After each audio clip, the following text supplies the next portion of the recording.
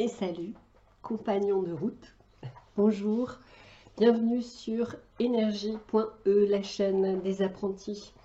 Alors aujourd'hui, je ne vais pas du tout faire ce que j'avais prévu de faire. Vous présenter le tarot et le coup de cœur que j'ai pour un créateur que j'ai découvert et que j'ai traduit. Non, aujourd'hui, je vais vous présenter le tarot de Marseille de la nouvelle incarnation. Tarot donc d'Eugène Linitsky et d'Elsa, je vais essayer de ne pas écorcher son nom, Kapaniutowski. Voilà.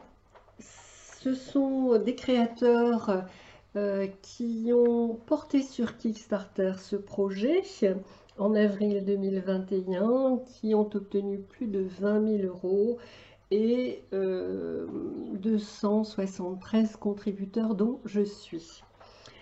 Alors, en réalité, ce qui se passe, c'est que j'ai reçu ce tarot hier. Hier, j'ai fait une vidéo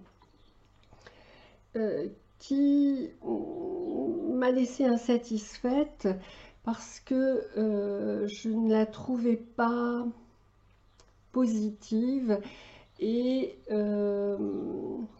pas suffisamment utile au partage. Je m'explique. En fait, bien sûr, avant d'acheter ce tarot, j'avais lu et j'avais étudié le projet sur Kickstarter, mais en réalité, quand je l'ai reçu et quand je l'ai ouvert, j'ai été relativement troublée, déstabilisée, en fait, par ce tarot. Je vais vous expliquer pourquoi. Et sur cette vidéo, finalement, je ne l'expliquais pas. Et je ne me l'expliquais pas non plus d'ailleurs parce que je n'avais pas suffisamment de recul. Et puis j'y ai réfléchi et j'ai décidé de présenter cette vidéo aujourd'hui en vous expliquant l'objet de mon trouble et en vous le montrant d'ailleurs. Il m'a semblé que c'était un partage qui serait plus utile euh, pour vous et pour moi et plus authentique. Voilà. Donc, pour en revenir donc à ce tarot, ce qui m'avait plu dans ce tarot, c'était que le créateur se proposait de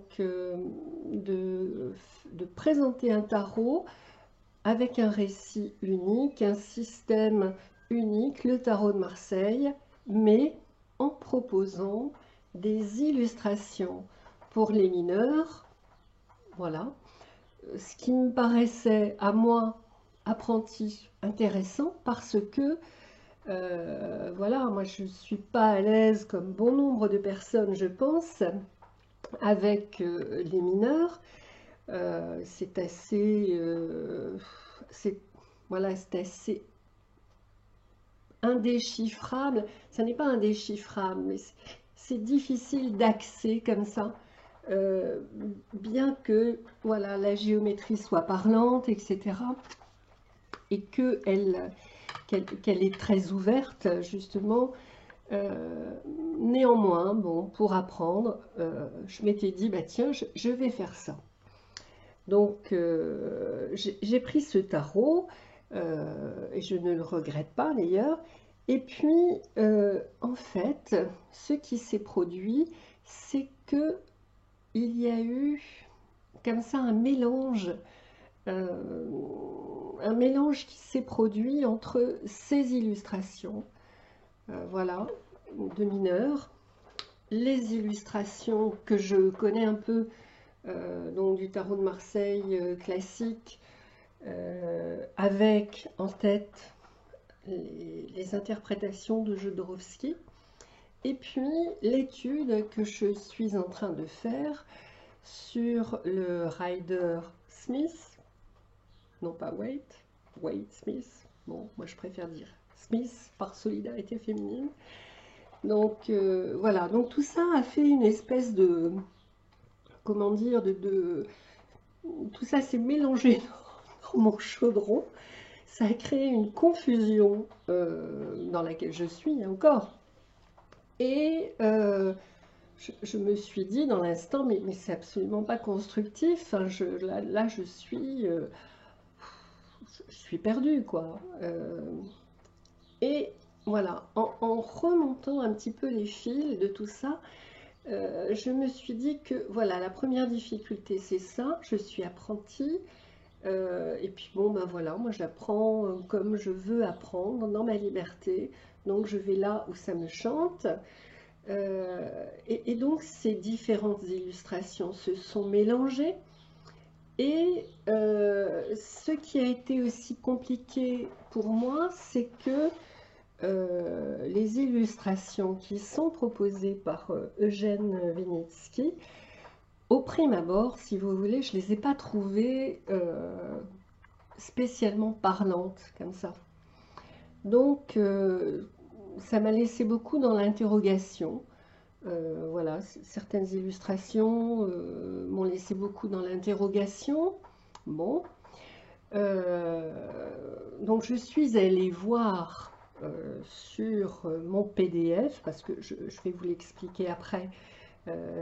Ce tarot, il est fourni avec un livre, un petit livre de 128 pages, voilà, très bien fait, et puis écrit en anglais. Et puis pour les personnes, les Françaises et les Français, eh bien, on a la possibilité d'avoir un PDF en français. Ah, chouette! Je vais pouvoir lire sans traduire. Donc, je suis allée voir, et ce qui m'a troublée encore davantage, c'est que ces interprétations, elles étaient différentes de Jodorowsky. Elles étaient bien sûr différentes du Rider-Waite avec les écrits de Benny Belwen que je suis en train de regarder. Donc, j'étais vraiment paumée, quoi. Et je me suis dit, mais bon voilà, c'est ta situation aujourd'hui, tu découvres des choses qui sont différentes, en même temps c'est une richesse. Et ce qui peut être intéressant, c'est de montrer justement en quoi ça t'a posé problème, le partager, parce que peut-être qu'il y aura d'autres personnes qui risquent de se trouver dans la même situation. Donc ça peut soit prévenir, soit les aider à franchir la surprise, ou d'autres personnes pourront justement m'expliquer ou échanger avec moi là-dessus, ayant une meilleure connaissance. Et puis aussi ce souci d'être authentique et de ne pas présenter un truc qui ne correspond pas à ce que je ressens. Voilà. Donc, pour en revenir à ce tarot, ce que je vous propose, c'est donc de vous présenter brièvement l'objet et ensuite de vous présenter les cartes. Et dans une troisième partie, vous présenter deux exemples d'illustrations, deux exemples d'arcanes qui m'ont posé souci en vous présentant l'interprétation de Jodorowsky, l'interprétation Rider avec Benny Belwen, et puis l'interprétation d'Eugène Vinitsky. Et voilà, ce sera plus concret et il me semble que ce sera plus informatif à tous les niveaux. Alors, Eugène Vinitsky, pour ceux qui ne le connaissent pas, c'est un Suisse, un illustrateur professionnel, un artiste, donc créateur de tarot. Il a déjà créé plusieurs tarots. Alors, je vais mettre mes lunettes de vieille, comme ça, toujours dans le souci d'être authentique. Il a créé donc le tarot russe Loubok, le tarot d'argent, le tarot vénitien, le tarot kabbalistique, le tarot magique du Nouvel Éon, le tarot de correspondance magique, Golden Venetian le Normand, donc avec apparemment Elsa Kapaniutowski, qui elle est membre de l'association Tarot, qui a beaucoup de titres, philologue, historienne de l'art, maître praticienne, avec une grande expérience apparemment des tarots et des oracles. Donc voilà, dans ce souci qu'il a eu de rendre plus lisible le tarot, il a proposé ce jeu sous la forme d'une fable. Voilà, l'illustration fait référence à une fable. Enfin, elle raconte un récit plus exactement sous la forme d'une fable, ce qui finalement peut être aussi un moyen mémotechnique intéressant, hein, pour se souvenir. Et puis ensuite, vous le verrez dans l'illustration que je vous proposerai, dans les exemples, il indique la signification générale, il se rapporte à la numérologie, à la particularité de la suite, il donne son interprétation et puis une interprétation donc de cartes inversées. Donc intéressant, compliqué pour des apprentis, enfin voilà, pour moi, je ne vais pas parler au nom des apprentis, j'ai parlé à mon nom, en mon nom. Compliqué pour moi, d'autant que je trouve que l'illustration n'est pas, moi, ne m'a pas éclairée, contrairement par exemple aux illustrations Rider-Waite, où on comprend d'emblée de manière intuitive de quoi il s'agit. Et puis finalement, je dirais que ça va quelque part, ça peut aller, à contrario finalement de l'objectif premier, à savoir que c'est aussi quand même quelque part enfermant. Voilà, c'est-à-dire que d'emblée, on est enfermé dans cette nouvelle illustration, ce qui va finalement à l'opposé aussi du principe du tarot de Marseille, qui est quand même de proposer une interprétation vaste. Voilà, l'illustration est suffisamment à la fois énigmatique et en même temps logique. Voilà, de manière à ce que vous puissiez finalement creuser. Voilà. Donc, je suis un petit peu, je suis un petit peu partagée en fait, hein. Alors, au niveau donc, de la finition, c'est très joli, hein, c'est un bel objet, vous voyez, avec un beau tarotage, donc des cartes, un carton de 350 grammes, une boîte cloche, voilà, c'est très bien fait. Voilà. Au niveau donc, de la taille des cartes, elles font 12 cm sur 6,4. Je vais les mettre en présence d'un tarot en fait de l'édition par exemple Millennium. Vous allez voir un petit peu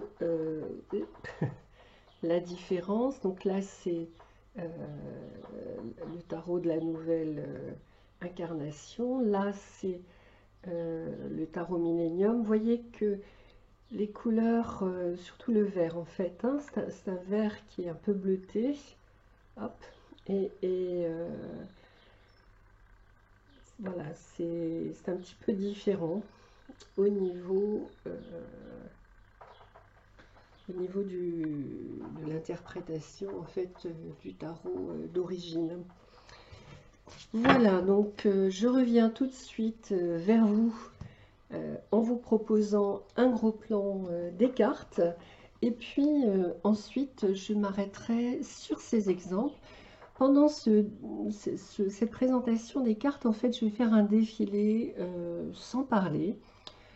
Et puis ensuite, comme ça vous pourrez vous faire une idée. Et puis ensuite, je vous proposerai mes exemples. Voilà, donc je reprends. Je vous montre juste donc le certificat d'authenticité qui est proposé. Donc moi je suis la 38e. Donc première édition 2021 de 1000 decks. Voilà. Alors ici j'ai mis en fait l'un à côté de l'autre le mât donc d'Eugène Vinitsky et puis le mât édition Millennium Wilfried Audouin, pardon.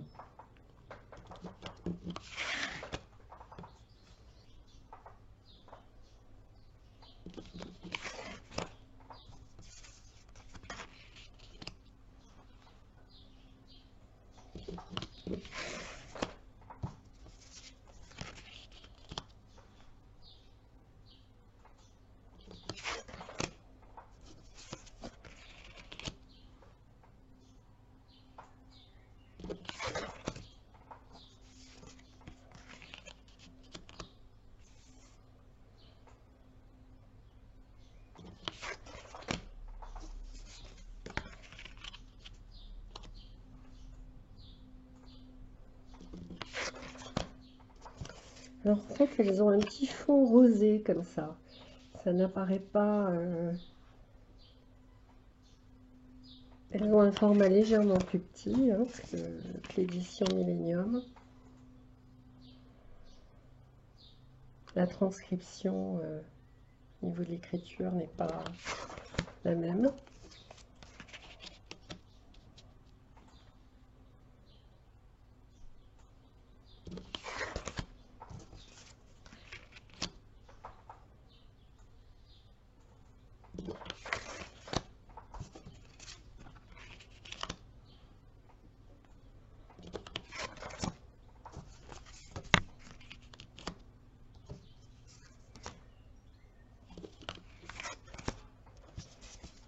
Différence aussi au niveau de l'arcane 13.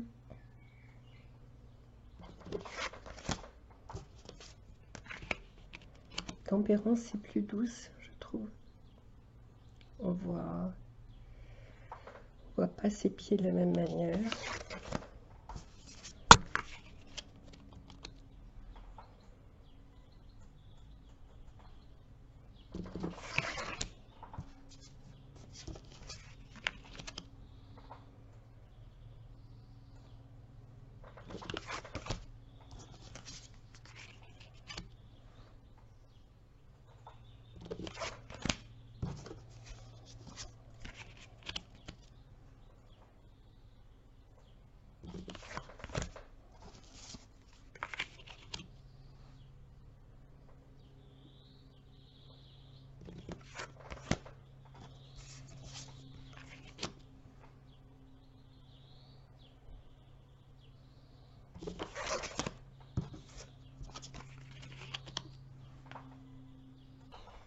La mi mineur et l'objet du délit.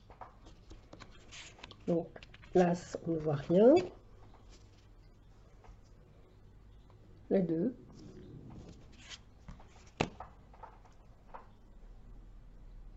Le 3. Le 4.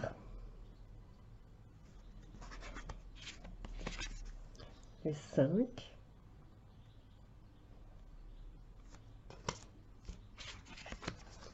Le 6.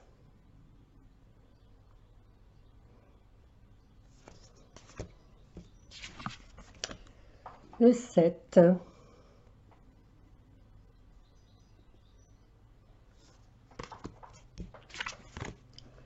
Le 8.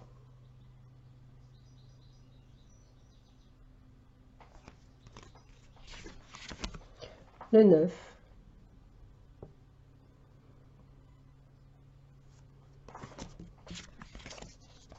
Le 10.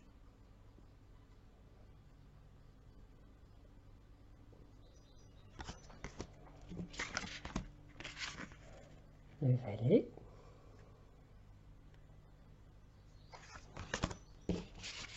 Cavalier.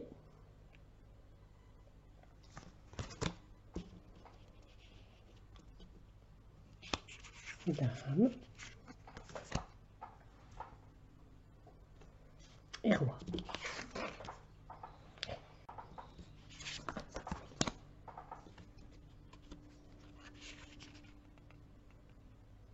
Bon, le 2 de coupe encore.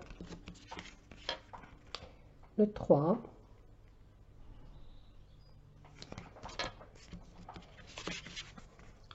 4.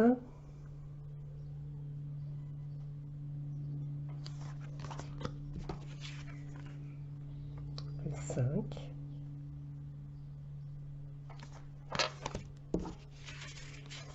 Six de coupe.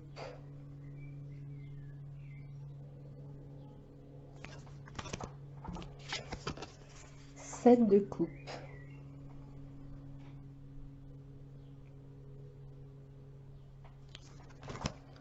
Huit de coupe.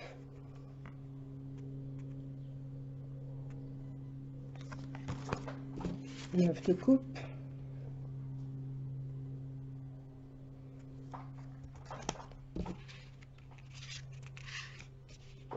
Donc ça c'était le 10 de coupe, pardon. Donc 10 de coupe.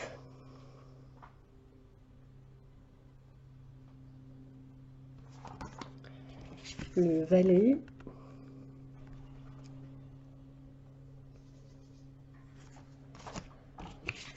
Le cavalier.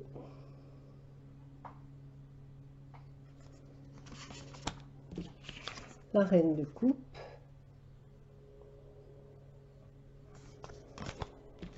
Et puis le roi de coupe. Voilà. Les épées.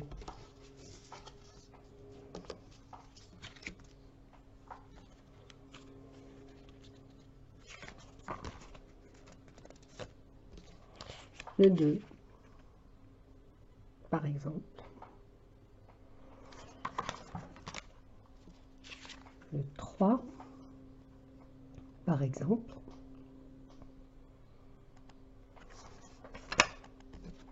Le 4. Ah, je me suis trompée, excusez-moi. Le 4.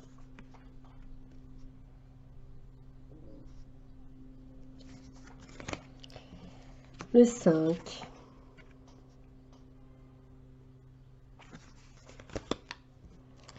Le 6.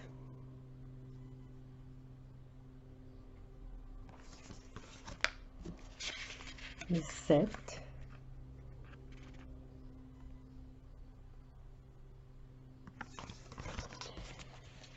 Le 8.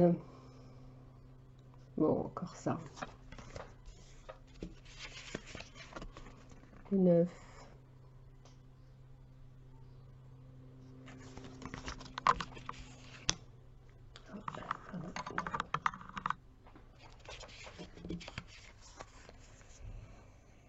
Le 10.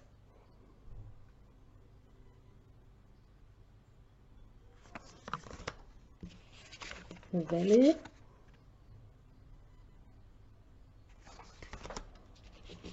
Le cavalier.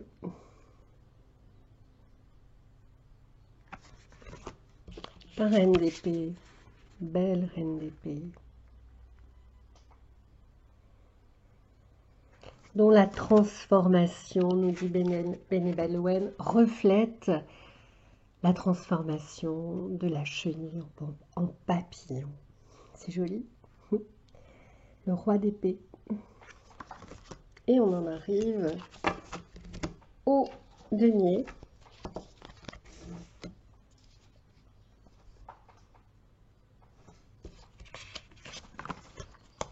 Le 2.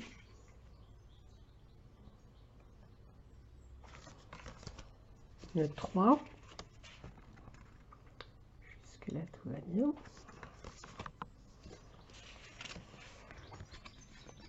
4. Le 5. Ça m'a bien posé question. Le 6.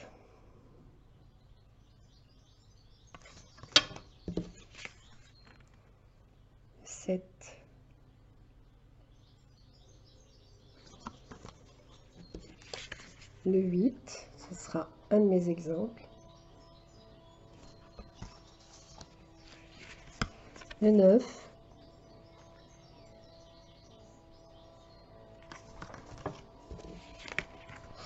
Le 10.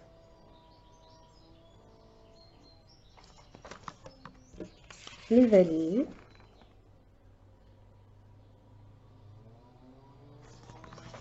Le cavalier.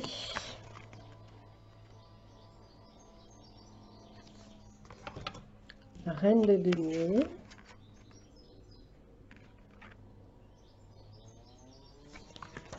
Et puis le roi de denier. Petite pause, le temps de préparer mes deux exemples. Alors me voici avec le 8 de denier. Et moi, quand je regarde cette illustration du 8 de denier, eh bien, à quoi je pense? Je pense à la fable de La Fontaine, le corbeau et le renard. Maître corbeau sur un arbre perché tenait dans son bec un fromage. Et en fait, je pense au niveau de la morale de la fable, au 7 d'épée, avec cette idée d'arrière-pensée. Voilà. Alors, je vais vous lire ce qu'il dit. 8 de denier. Un renard a trouvé un bloc de fromage frais sur la route. Un paysan a dû le laisser tomber sur le chemin du marché. Juste au moment où le renard était sur le point d'amener le fromage dans son trou, un corbeau, agile, le saisit sous son nez et s'assied dans un arbre, avec lui. Le corbeau n'avait pas faim et s'assied inutilement sur une branche, ne sachant que faire de sa trouvaille. Que ce soit pour le manger maintenant ou le cacher pour l'avenir, le renard attendait obstinément que le voleur effronté se fatigue et laisse tomber le fromage de son bec. Ainsi, les bêtes stupides attendaient, n'osant rien faire. Le corbeau ne picorait pas le fromage et le renard n'osait rien faire. Il arrive souvent que si vous tenez trop fort à votre gain, le destin ne sera pas vraiment généreux. La carte donc combine les valeurs de l'arcane majeur de la justice, la numérologie du nombre 8, la valeur de la combinaison des deniers. Donc ça c'est très intéressant je trouve. Signification générale, modèle, l'arcane majeur de la justice et le nombre 8. Les compétences pratiques, la suite de denier, le numéro 8. L'entêtement et étroitesse d'esprit. Sur le plan du travail, travail patient, cohérence, répétition des actions, bénéfices obtenus grâce à des efforts monotones et chronophages, production inefficace, impasse lorsque certains partenaires attendent des actions des autres et d'autres ne savent pas comment agir, manque d'initiative. Conseil, faites bon usage du temps d'inactivité forcée, par exemple apprendre une langue étrangère, écouter les livres audio, les cours dans les embouteillages, rester anonyme dans le cadre d'un système plus large, renverser donc mauvaise santé, équipe de travail désagréable, erreur dans les documents financiers et le comptage d'argent, injustice envers les êtres chers. Bon, voilà. Voilà un peu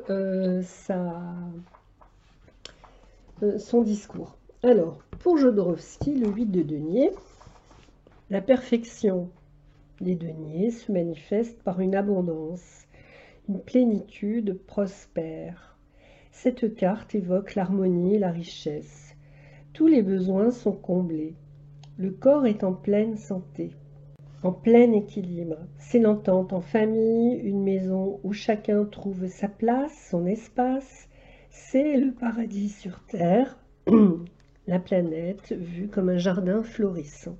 C'est aussi le flux harmonieux des énergies. Les aspects négatifs renvoient à un déséquilibre corporel, matériel, à une conception paralysante de l'argent, de la pauvreté, conçue comme une fatalité. Bon, déjà là, moi je ne vois pas le lien là, hein, entre les deux. Pourtant, c'est une interprétation de Marseille. Bon, alors maintenant, bien sûr, je vous montre le 8 de Pentacle, Rider Waite Smith. Bien sûr, c'est le Rider Waite Smith, donc c'est un focus encore plus précis. Mais bon, voilà ce qui est dit. Aspiration, apprentissage dans la roue, l'artisanat. Je vais le mettre à côté. Quelqu'un qui étudie dans les arts, toujours apprenti, c'est une carte sur les aspirations.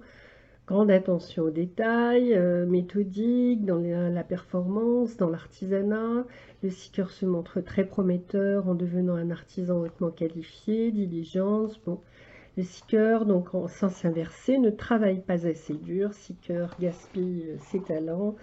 Il y a beaucoup de talents artistiques chez le seeker, mais il est gaspillé ou pas utilisé au maximum. Bon voilà, ça c'est dans son petit résumé. Bon, ben moi là, franchement, ça me paume. Ça me... Voilà, il faudrait donc, je crois que mon projet, ça va être de terminer mon apprentissage du rider. Ensuite, aller au tarot Jodorowsky et son ex-compagne. Et puis ensuite, je reviendrai à ça, mais alors, ce que j'aime bien, c'est le mémotechnique, peut-être intéressant avec l'histoire de la fable, mais encore là, moi, la fable, elle me paume encore plus, parce que moi, c'est pas ce que j'ai appris de cette fable. Enfin voilà, alors peut-être que j'ouvre pas suffisamment mes écoutilles parce que je suis déstabilisée, c'est fort possible. Dites-moi ce que vous en pensez, mais moi là, ça me paume. Je vous montre un autre exemple. Alors, je vous propose le 5 de coupe. Une charmante dame était célèbre parmi d'autres femmes pour son expérience et sa sagesse. C'est pourquoi elle était souvent invitée en tant que convive. Assise à la tête de la table, elle offrait toutes sortes de friandises et de boissons. Lorsqu'elle dégustait un verre de vin, les gens lui demandaient de lire les cartes, de répondre à leurs questions, de donner des conseils sur des questions familiales difficiles. Ils ne faisaient souvent qu'écouter ces histoires sur la vie dont ils tiraient pour eux-mêmes beaucoup d'informations utiles et intéressantes. C'est souvent le cas. Lorsqu'une personne est prête à partager sa sagesse, son expérience avec les autres, les gens réagissent avec beaucoup de gratitude et de chaleur. La carte combine les valeurs de l'arcane majeur du pape, la numérologie du 5, la valeur de la combinaison des coupes. Ok. Signification générale, la capacité de faire et de garder des amis. Bon, donc ça, la suite des coupes. La renommée d'excellentes compétences, ça c'est l'arcane majeur du pape. L'initiative, c'est la numérologie, le numéro 5. Conseil, alors je vous lis pas tout, hein. Conseil, amusez-vous, allez à une belle fête, discutez avec vos amis, visitez un musée, allez à une exposition ou un théâtre, demandez conseil à une dame, lisez l'avenir, renversez, potin, intrigue, au travail, etc. Bon, alors déjà moi, je suis, comment dire, voilà, un petit peu bête, très certainement, mais bon, moi, ça ne m'évoque pas le 5 de coupe. D'abord, je vois pas 5 coupes, voilà. Et je vois pas, même dans ce qui est dit, ce qui rappelle le 5 de coupe. Alors, donc, je lis ce que Jodorowsky indique. dans la série de la coupe, qui représente la vie émotionnelle, le 5 de coupe nous montre un récipient central d'où naît une euphorique construction florale. On croirait une pagode, un temple. Pour la première fois, on vit l'enthousiasme de la foi, voire de l'amour fanatique. On chante les louanges d'un maître, du Christ, de nouveaux dieux, de la mère nature ou, pourquoi pas, d'un théoricien politique. On croit avoir trouvé la direction définitive que doit prendre notre cœur et celui de l'humanité. Avec cette carte, on pourrait comprendre par exemple la jeune disciple qui revient enceinte d'un séjour chez son gourou. Bon, voilà. Et puis, on arrive aux 5 des tasses du Rider, bien sûr, qui est différent encore. Bon. Perte de quelque chose de chéri, chagrin, chagrin, deuil, perte d'un être cher, perte de quelque chose que le seeker aimait ou tenait à cœur, perte émotionnelle dans les relations. Cependant, tout en pleurant la perte du seeker, il néglige de voir ce qu'il ou elle a encore. Notez que 2 des tasses de la carte sont toujours intactes, mais l'homme voilé dans l'image ne peut pas les voir. Bon, bref, vous connaissez